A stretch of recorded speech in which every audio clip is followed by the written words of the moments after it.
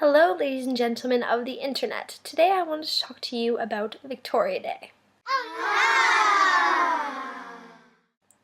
For those of you who don't know what Victoria Day is, I'm going to fill in some blanks for you. For those of you who don't know what Victoria Day is, it is a stat holiday here in Canada, which means it is a federal holiday, or at least that's what I thought it meant. According to Wikipedia, it is celebrated in 6 of the 10 provinces and all 3 territories. I'm not sure which provinces it's not celebrated in, but it is certainly celebrated here in Ontario. Now, the actual holiday itself is a holiday celebrating Queen Victoria's birthday. She was born May 24th, 1819, and I know that that doesn't actually fall on this weekend, May 24th, but over time it was standardized so that people would get a long weekend rather than just having a random day off in the middle of the week if that's where the 24th fell. It's been celebrated since before Confederation, and for people who are confused about why we celebrate the Queen's birthday, we were originally a British colony and there's all of this stuff, but basically we're still connected to Britain in a number of ways, and I'm not going to try to explain it because that's just going to show the obvious gaps in my knowledge of Canadian history. I do know that Confederation here in Canada was 1867. I thought it was around that time, but I'll be honest, I just looked that up. Anyhow, like I said, now it falls on a long weekend, which is generally called the Victoria Day long weekend, the May long weekend, or the May 2-4. Now, the name the May 2-4 is actually kind of clever. It's a double entendre because it's the May 24th weekend, or at least in theory, and here in Canada, beer is often sold in a 24-pack, and as people tend to party on the long weekend, there's a lot of 2-4s that people go through. I thought it was clever. So did Wikipedia, it's on there. But anyhow, the main reason I wanted to talk about the Victoria Day long weekend was not because I'm like, yay, let's celebrate Queen Victoria's birthday.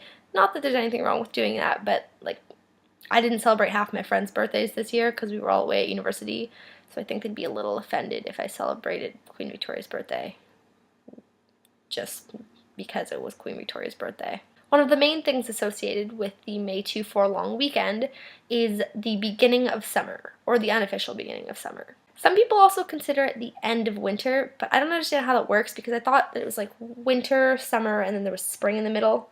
And if it's the end of winter and the beginning of summer, that means spring is like May 24th, only that day. I don't know. But anyhow, apparently, according to the news that I was watching this evening, I'm just getting a lot of this information on the fly here, a lot of ski resorts will close on the May 24th weekend, and a lot of parks and things like that will open up on the May 24th weekend. A lot of people will also start gardening on the May 24th weekend because apparently there's not supposed to be any more frost after that, but Mother's Day would beg to differ. It snowed. It snowed here. It's like, what day was that even? I'm gonna look that up. May 12th. May 12th. It snowed. Anyhow, another thing a lot of people do is go to their cottage and start opening their cottages up, and really it is just a time for people to start their summers. Even though a lot of people are still working, it's a time when you start feeling like summer is really here in Canada, or at least, like I said, in Ontario. Another thing that's pretty popular is fireworks, and so people will go to their cottages and clean up, and they'll set up fireworks there and have a party with that, or they'll go to things set up by the town in their local parks and things like that.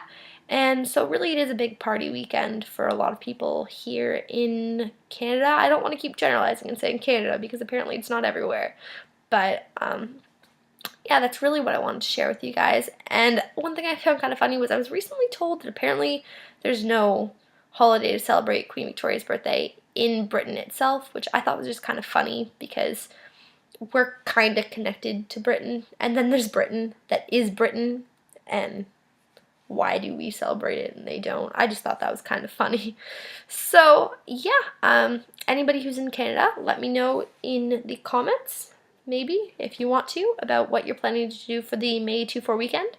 And for anyone who's not from Canada, maybe let me know a little bit about your stat type holidays in your countries. And if you're American, I probably already know a lot of them because we're just like, there's a border and it's like the most permeable information border ever. So anyhow, let me know anyway, and have a great May 2-4 long weekend. wherever you are, whether you're in Canada or not. Bye, guys.